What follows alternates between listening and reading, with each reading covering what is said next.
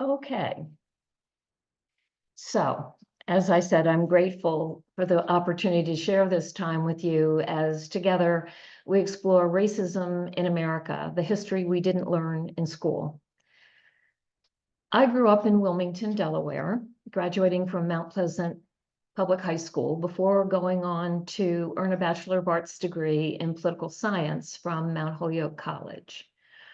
My 27-year career with the DuPont Company in Wilmington culminated with the sale of its medical products business, specifically its medical X-ray business, via a leveraged buyout that created Sterling Diagnostic Imaging, of which I was its first president. I am especially proud of the long-term R&D investment by my business that developed a selenium array for image capture that today is at the heart of virtually every mammography machine in use in the United States. I'm a co-founder of the Westminster Peace and Justice Work Group that was founded in the spring of 2018 with the twin goals of helping to combat violence in the city of Wilmington and promoting racial justice. That work group is affiliated with any number of organizations in the community that share the same goals, and we are so pleased at the opportunity to work collaboratively toward those ends. I grew up in a virtually all-white environment. Until I graduated from high school, the only Black person I knew was our mailman, Mr. Brown. Then two significant events occurred. My summer job that year, taking the first Delaware state census, had me going door to door throughout the city of Wilmington, conversing with hundreds of people who didn't look like me. That fall, I found myself on a multiracial campus at the height of the Civil Rights Movement, 1963 to 1967. These experiences launched a journey that continues to this day.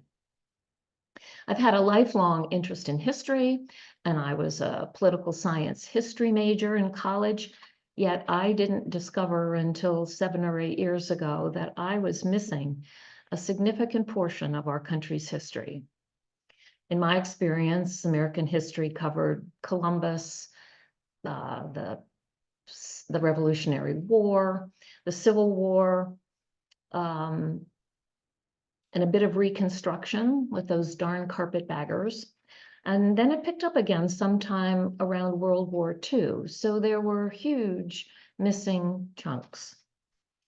It was the series of police shootings of unarmed Black men that galvanized me to develop a better understanding of how we got here. How did we get where we are? And what I learned is that much of the racial turmoil in our country today can be traced directly to elements of our history, even before the founding of the United States. Many of the racial stereotypes that we hear or hold ourselves are a direct consequence of intentional public and economic policy and biased beliefs that have no grounding in genetics. Other countries with similarly sordid racial pasts have sought to move forward via a process often called truth and reconciliation.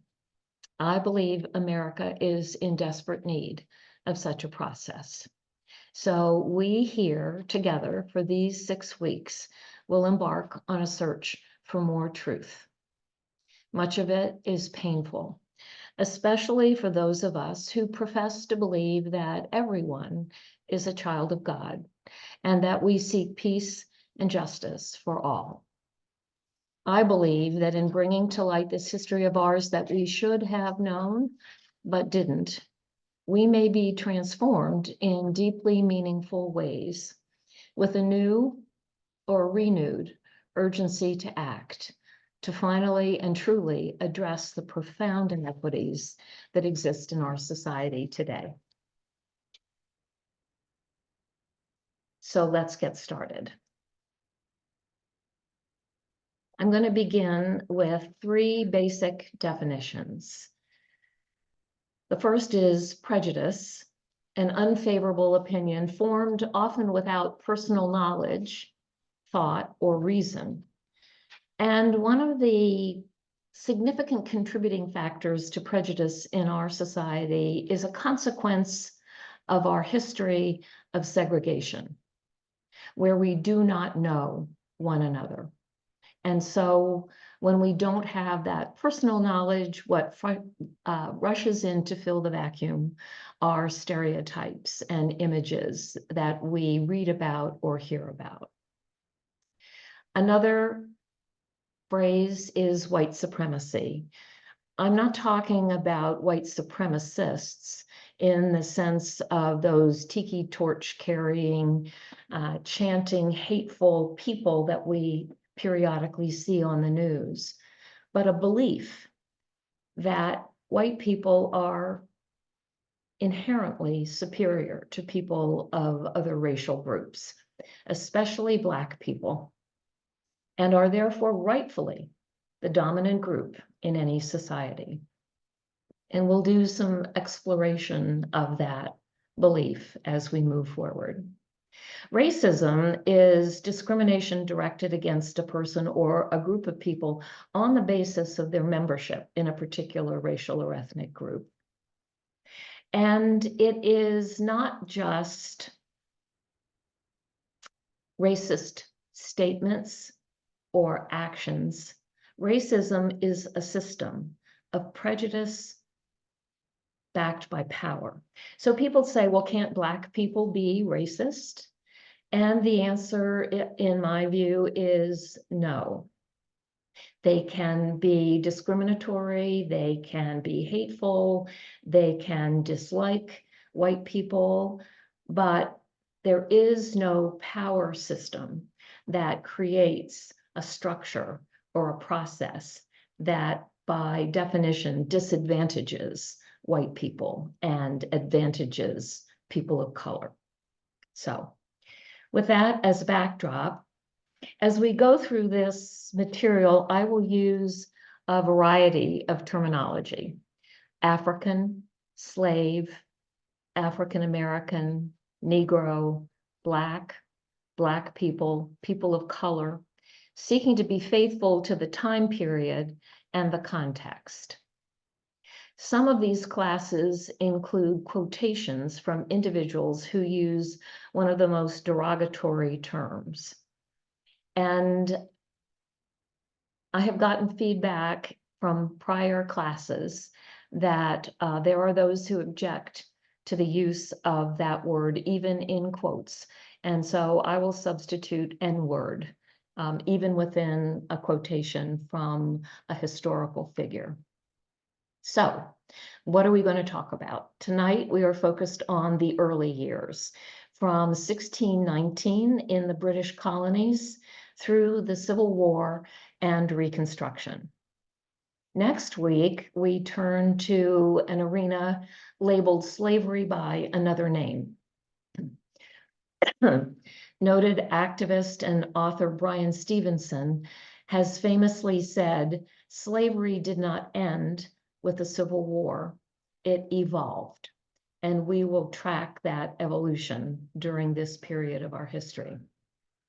We'll then turn our attention and move into the 20th century and look at various elements of public policy and the impact of the civil rights movement, the causes, the actions, the results. Our fourth class will focus on America's criminal justice system, specifically triggered by mass incarceration and the war on drugs. Then in week 5, we will look at voter suppression, back at the beginning up until now. And I guarantee you by week 5, there will be more to report on than there is today.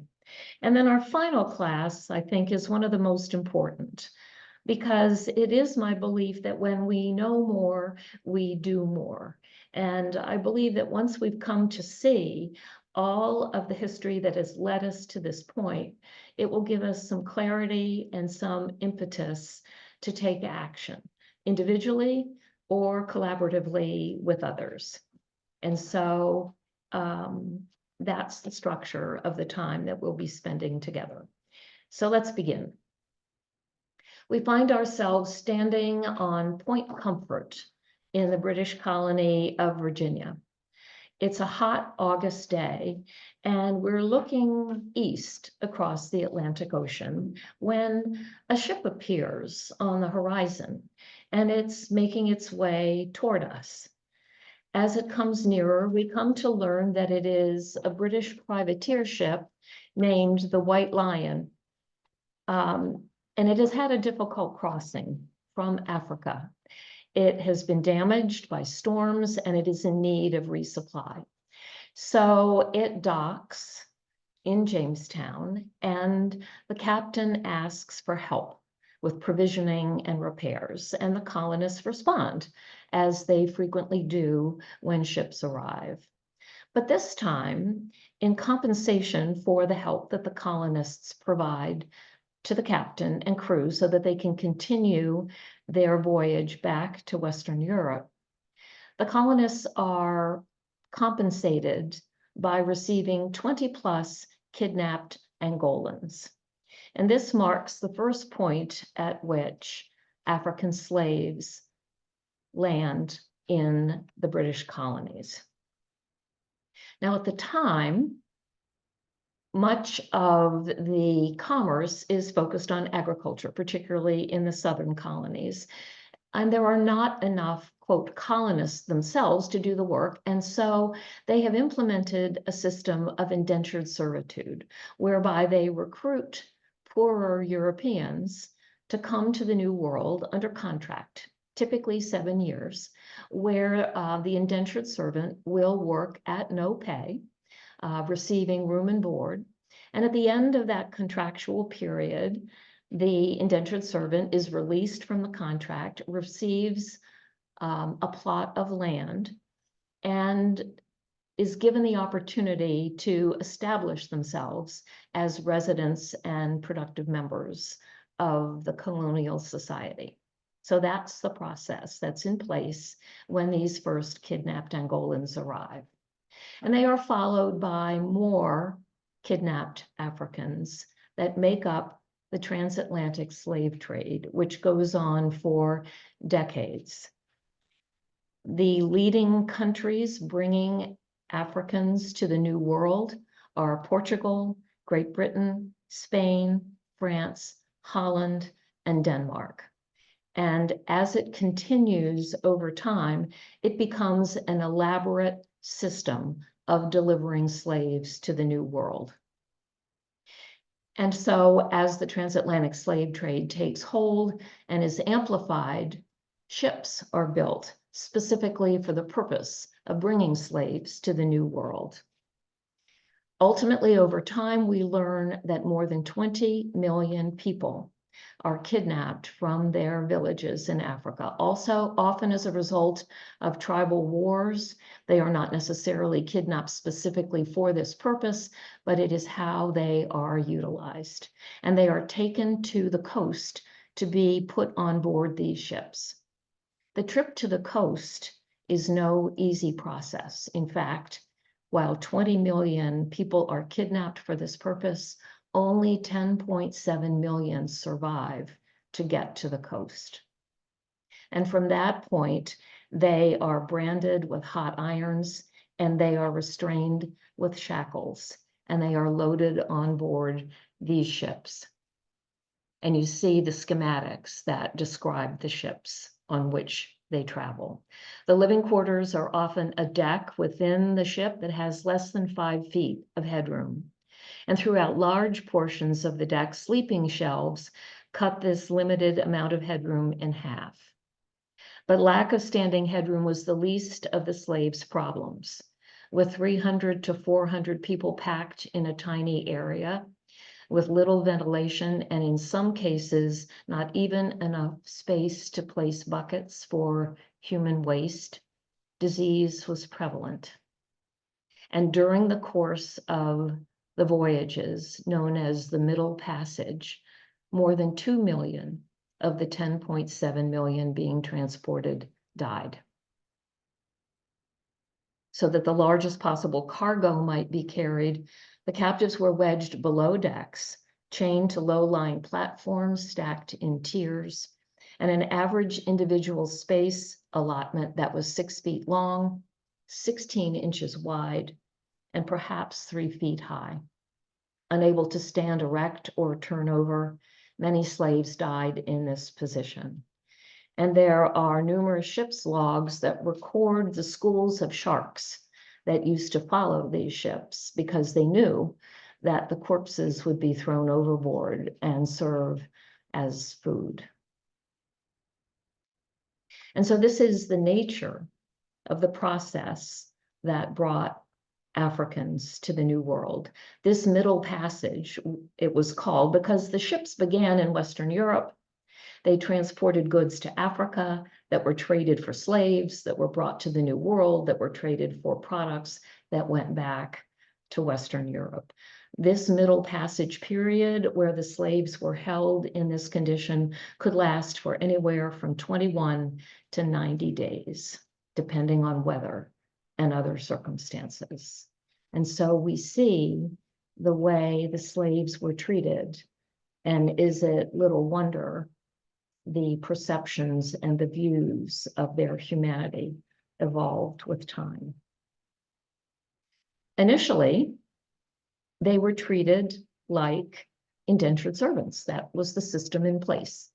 And so they fit into that process. And so it's why we will read history that says that there were Black people in the early colonies who owned land, who had property with agricultural production, and who may even themselves have owned slaves, because that was the way they entered the economic system. But quickly, differentiation began to take hold, and it was based on skin color.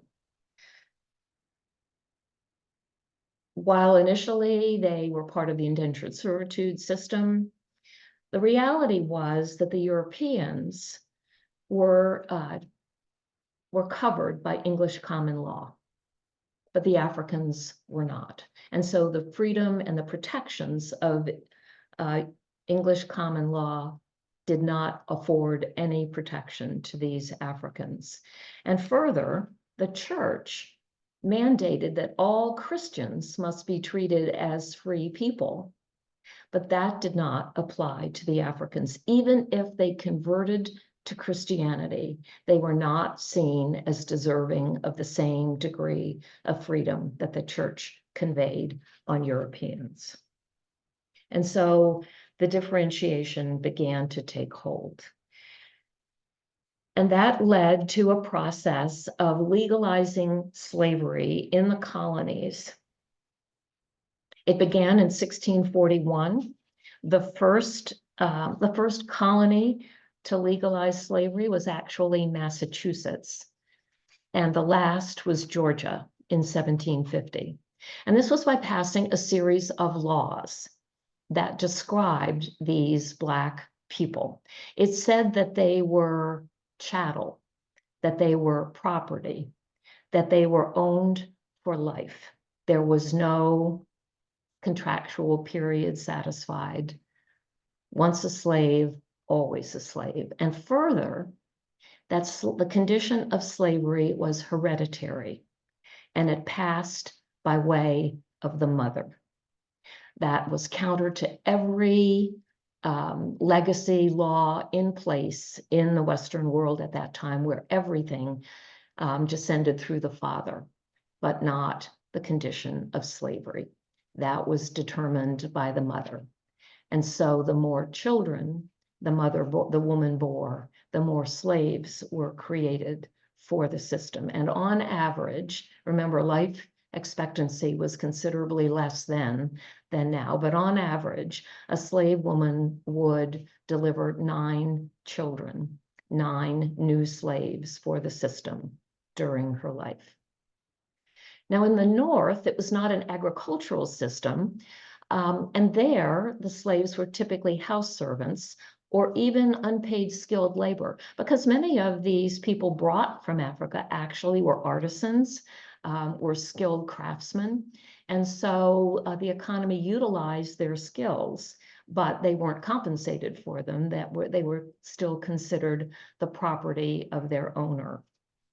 And even in the North, they were relegated to a subhuman status, a less than fully human person.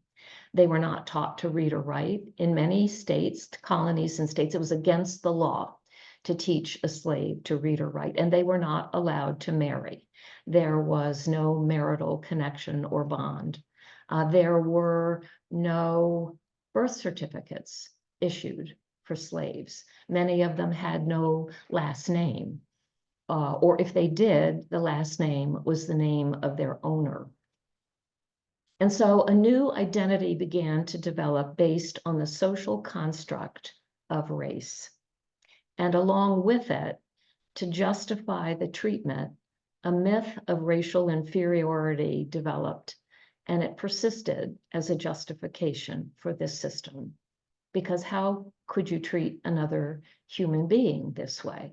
And as time went on, and we moved toward the formation of the United States of America, where all men are created equal, there had to be some inferiority factor or differentiating factor that meant that these male slaves did not fit into that philosophy. And we see in 1671, the first print reference in the New World to white people. Because up until now, when people from Western Europe came to the New World, they were British or German or Dutch or Italian. There was an ethnic identification. But it was only after slavery began to assert itself as a system in the colonies that the differentiation between Black and white became reality. And initially, the term white only applied to Anglo-Saxons.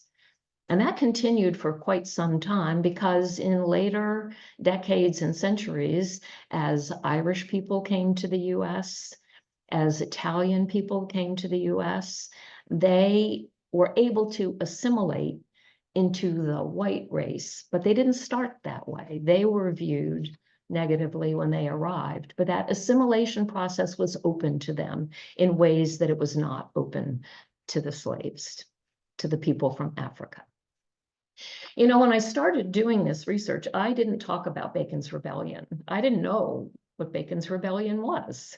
It happened in 1676, but what I came to see is how pivotal that event was to something that exists in our society and is hugely detrimental even today.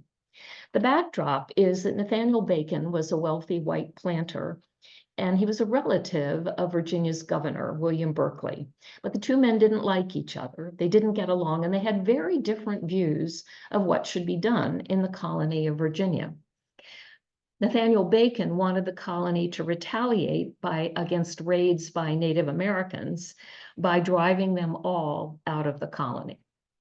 But the governor feared that doing that would unite the tribes against the colonists and create a situation that they would not be able to manage. And so they couldn't reach an agreement, and Nathaniel Bacon organized his own militia, and it was made up of poor white people, poor Black people, and enslaved Black people. And together, they began attacking the Native American tribes. There was backlash from the governor and his militia, and the two fought one another. And it culminated in September 1676, when Nathaniel Bacon's militia captured Jamestown and burned it to the ground. A month later, Nathaniel Bacon died, and the rebellion fell apart. But Virginia's wealthy planters observed the danger that occurred when poor white and poor Black and enslaved Black people joined forces against the elite. And so the planter class began passing laws that made minor differentiations between poor white and poor Black people, and gave poor white people certain advantages. Never able to reach the planter class, but they distinguished between the value of being white and poor versus being Black and poor. And that mindset and that circumstance plays out today as we see poor white people in many instances voting against their own best interest because otherwise it would be something that helps Black people. And it's maintained that distinction. So this minor event has huge ripple effects in our country even today. So as we move forward more than a century, beginning in 1774, the northern colonies and states begin to abolish slavery. It's less efficient in the North, it's less essential, and it's less socially accepted. And so abolishing slavery, forming the abolition movement, is not a difficult call in the North. But because slave labor is essential to the agricultural economic system in the South, the same cannot occur there.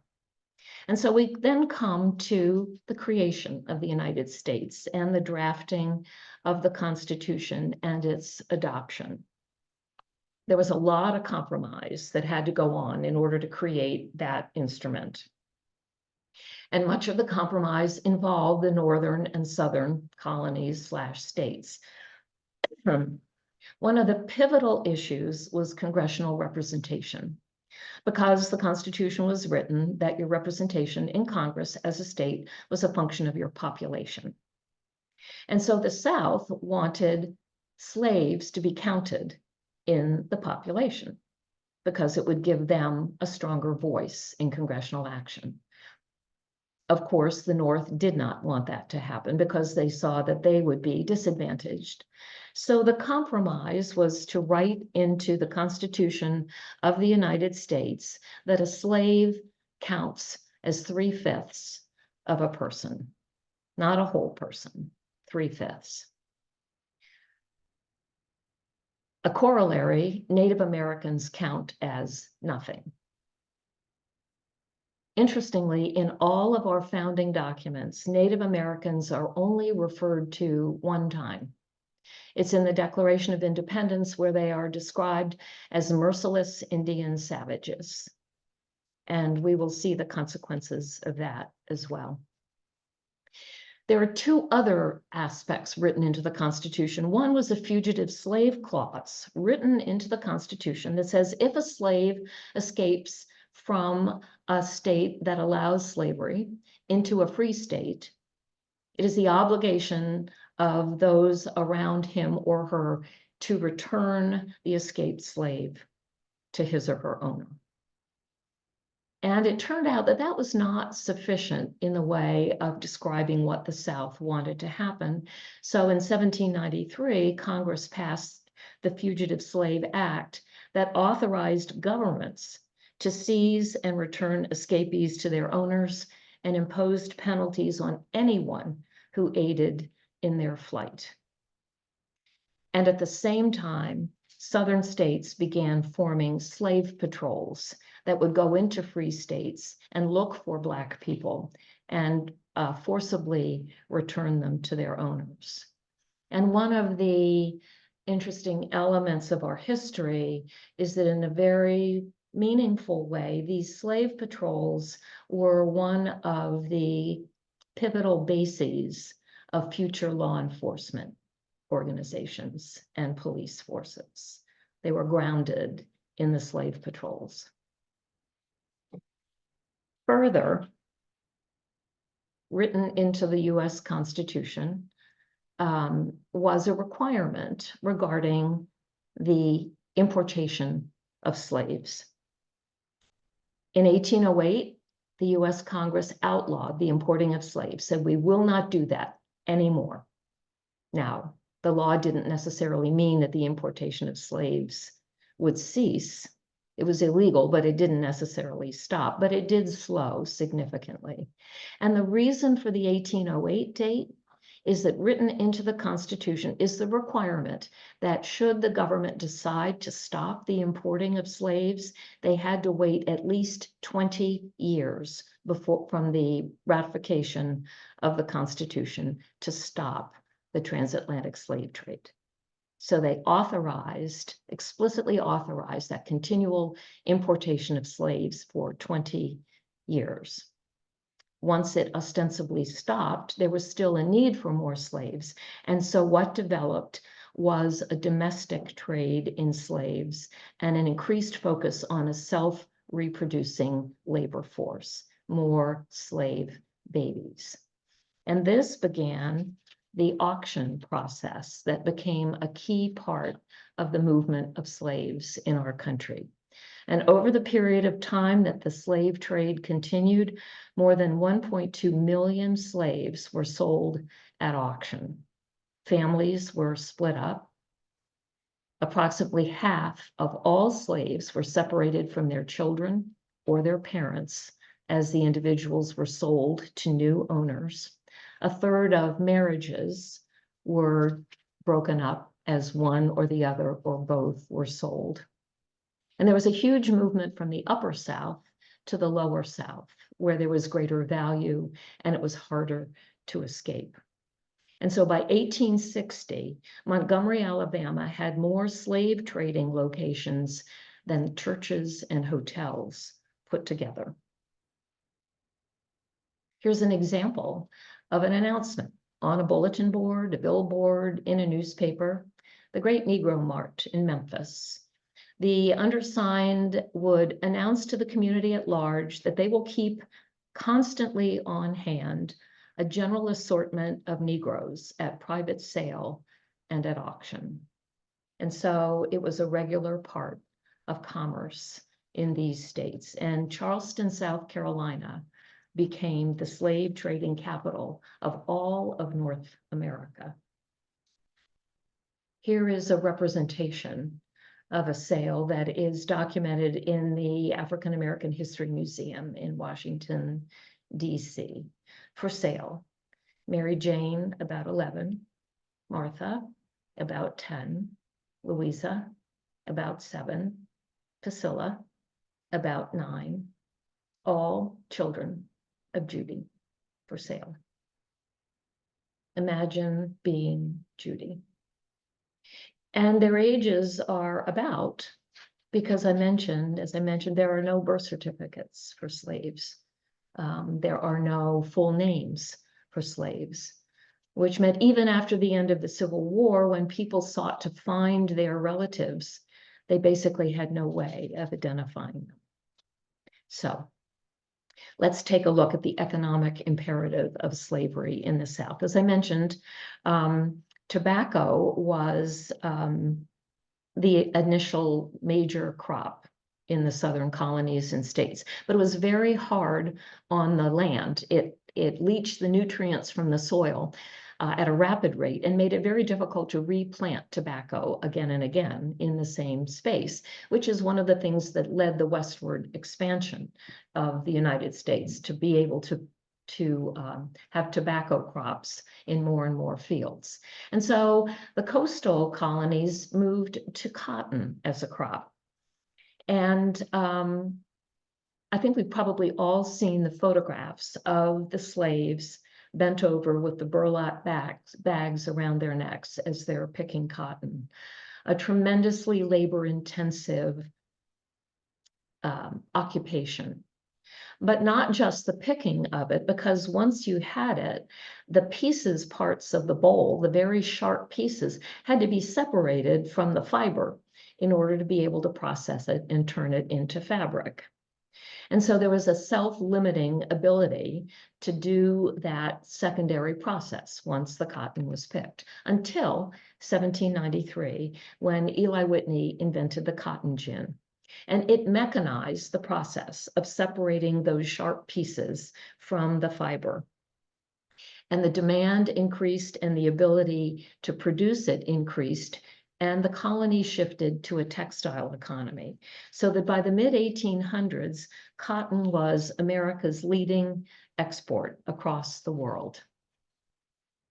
This tension between slave-holding states and non-slave owning states continued to intensify.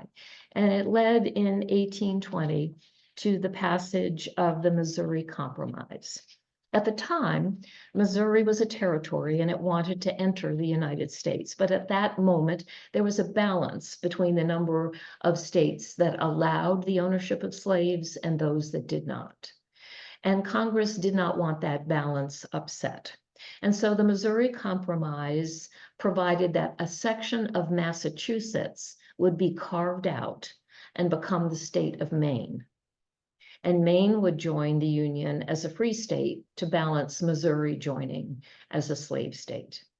And further, the Missouri Compromise decreed that there would be no slave-owning states going forward north of the latitude 3630. You may even have heard the phrase 3630 or fight. But the attempt by Congress to stop the expansion of slavery was embedded in the Missouri Compromise. But it didn't really solve the problem because the tension still existed as more and more territories sought to join the Union. And so 35 years later, under the auspices of Senator Stephen Douglas, the Kansas-Nebraska Act was passed by Congress, and it basically repealed the Missouri Compromise. And it said any state wishing to join the Union may do so, and then that state, once admitted, can decide based on popular vote whether or not it will allow the ownership of slaves. And so that was the end of that uneasy balance. At the time, there were two major parties in the United States, the Democrats and the Whigs. But the Kansas-Nebraska Act caused a schism in the Whig Party, and the Northern Whigs couldn't tolerate this allowing this expansion of slavery, so they formed the Republican Party. The Republican Party was not opposed to slavery per se, they were opposed to the continuing expansion of slavery.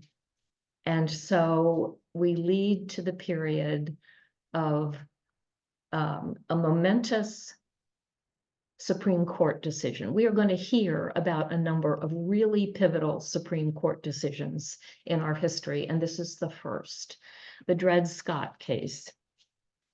Dred Scott was born about the turn of the century, 1799, in Virginia, and he was owned by Peter Blow.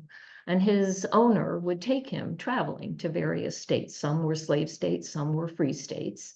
Nothing fundamentally changed, but Peter Blow died in 1832, and Dr. John Emerson bought Scott and eventually took him to Illinois, a free state, and then to the Wisconsin Territory, also free. But then Dr. Emerson died, and his widow inherited the slaves. And Dred Scott went to her and went to court and said, my wife and I have traveled to free states. We have been free. We want to sue for the right to remain free. And she refused.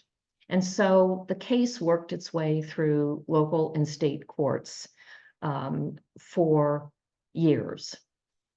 Sometimes Dred Scott was granted his freedom, sometimes that was overturned. And so ultimately, in 1854, he appealed his case to the United States Supreme Court. The trial began in February of 1856, and the court finally issued its decision in 1857. And it basically said that the Missouri Compromise that dealt with these free and slave states was unconstitutional because it was depriving people of their property without due process. It was declaring slaves free, that was depriving them of their property, it was unconstitutional. It further said that Blacks, whether slave or free, could never be citizens. They had no federal rights. It is widely considered the worst decision ever rendered by the Supreme Court, although I would argue there have been a couple here lately that might vie for that distinction, but we'll leave that one alone for the moment. In his majority opinion, Chief Justice Taney wrote, "In the opinion of the court, The legislation and histories of the times and the language used in the Declaration of Independence show that neither the class of persons who had been imported as slaves nor their descendants, whether they had become free or not, were then acknowledged as part of the people, as intended to be included in the general words used in that memorable instrument, we the people.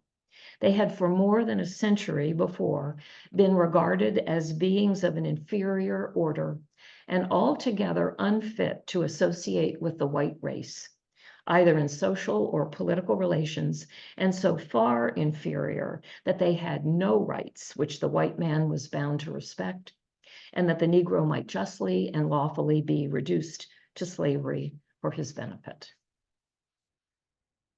The Supreme Court. And so here we are, it's 1860, and by now 80% of the GDP of the entire United States is tied to slavery.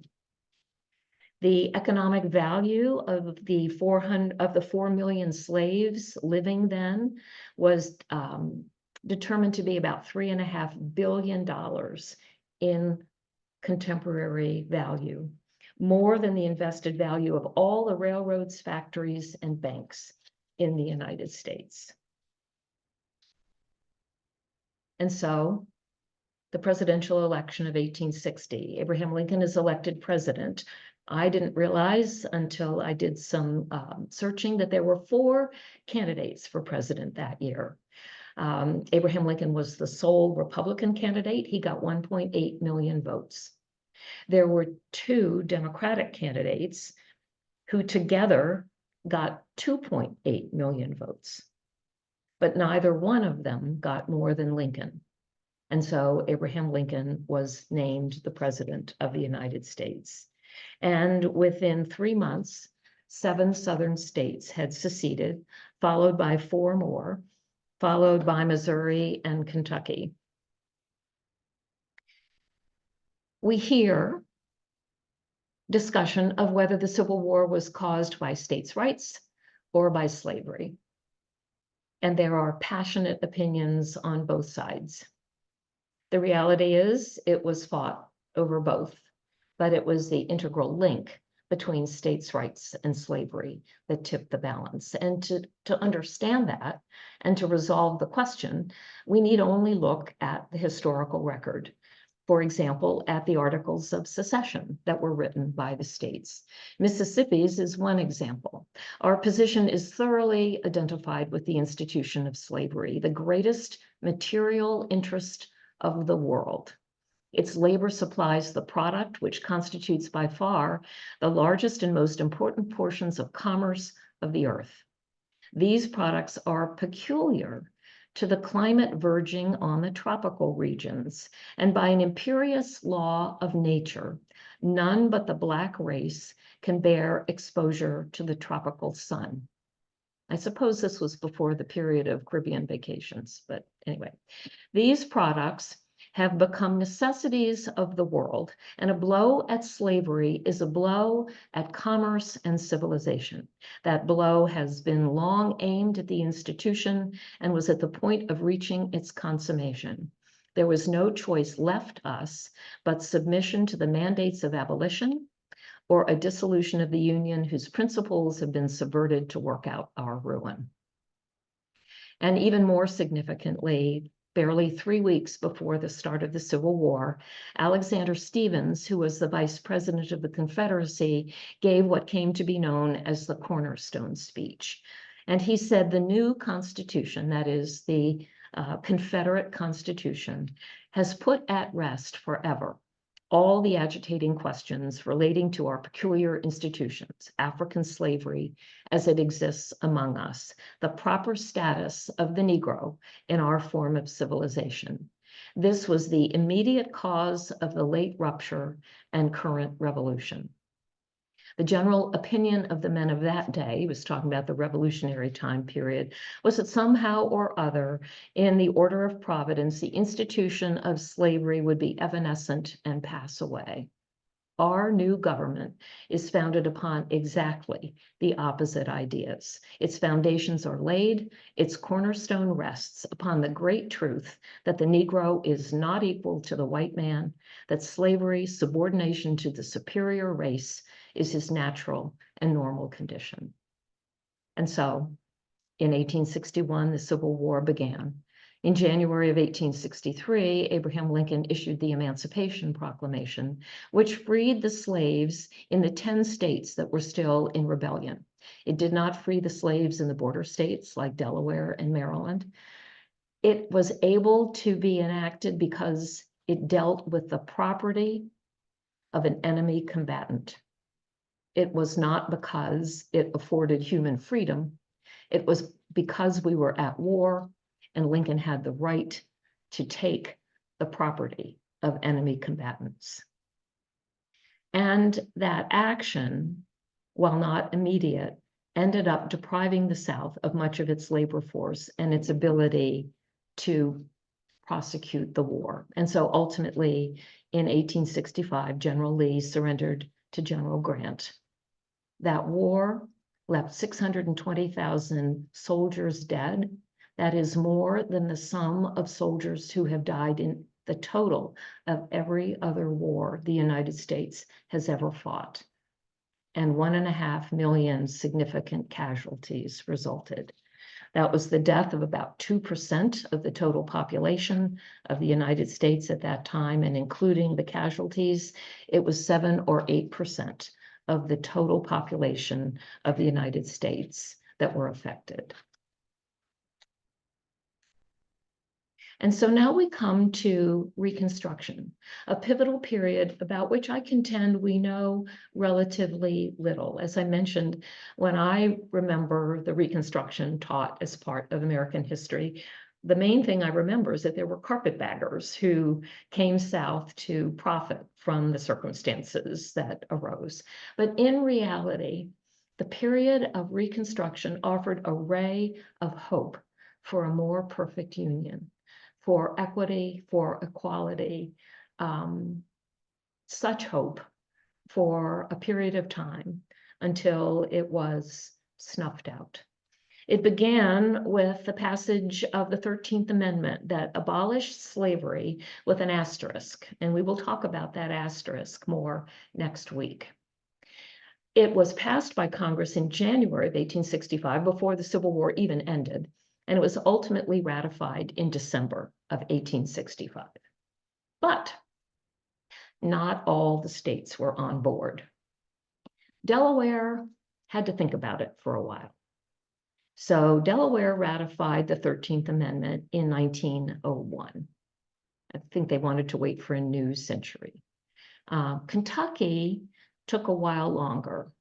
Kentucky ratified the 13th Amendment in 1976. And then Mississippi. Mississippi ratified the 13th Amendment, acknowledging the abolition of slavery in 2013. So imagine being a Black resident of Mississippi, knowing that your state has not yet gotten around to asserting that you could rightfully be held as a slave. In that same year, the Freedmen's Bureau was established. It took control of confiscated and abandoned lands. It was responsible for educational programs and relief activities for those formerly enslaved to help give them a decent economic footing for moving forward as citizens of the United States. That same year, the Ku Klux Klan was founded in Pulaski, Tennessee, which took the opposite tack.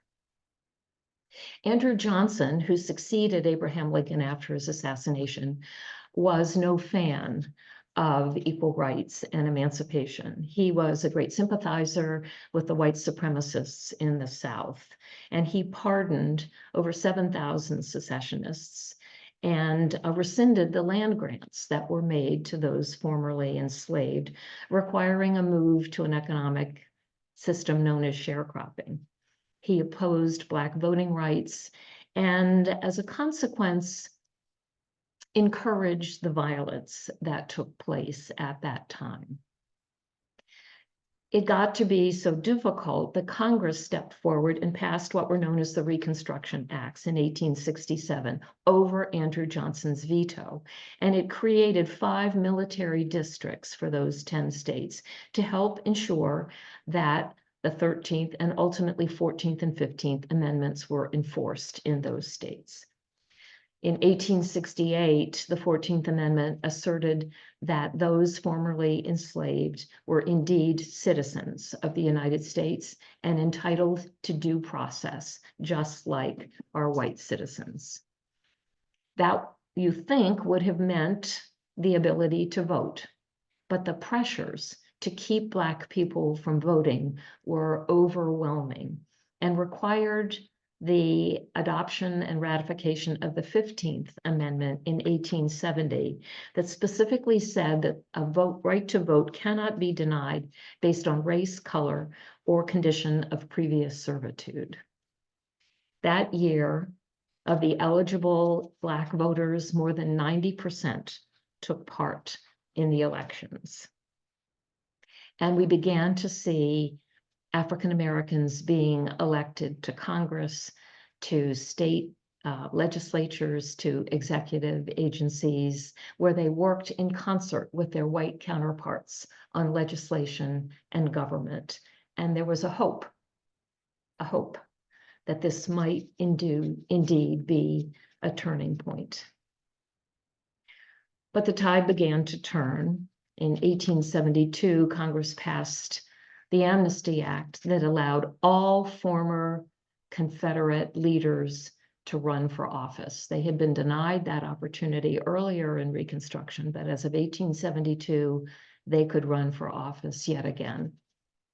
And the ultimate event was the election of 1876, where Samuel J. Tilden, the governor of New York, was running against Rutherford B. Hayes of Ohio.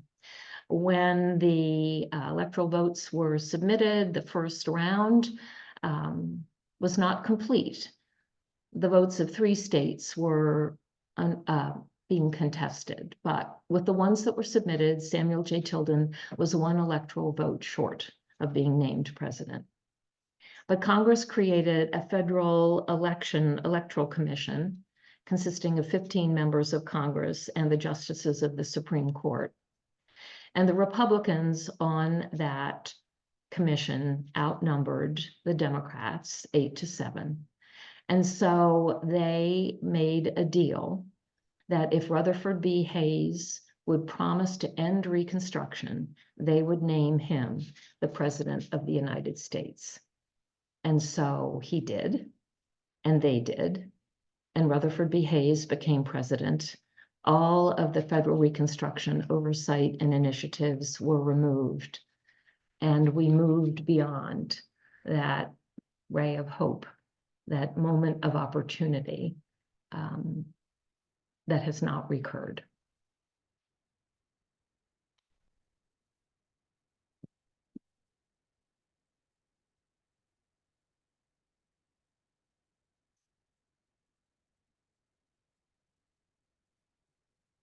I'm going to stop the recording.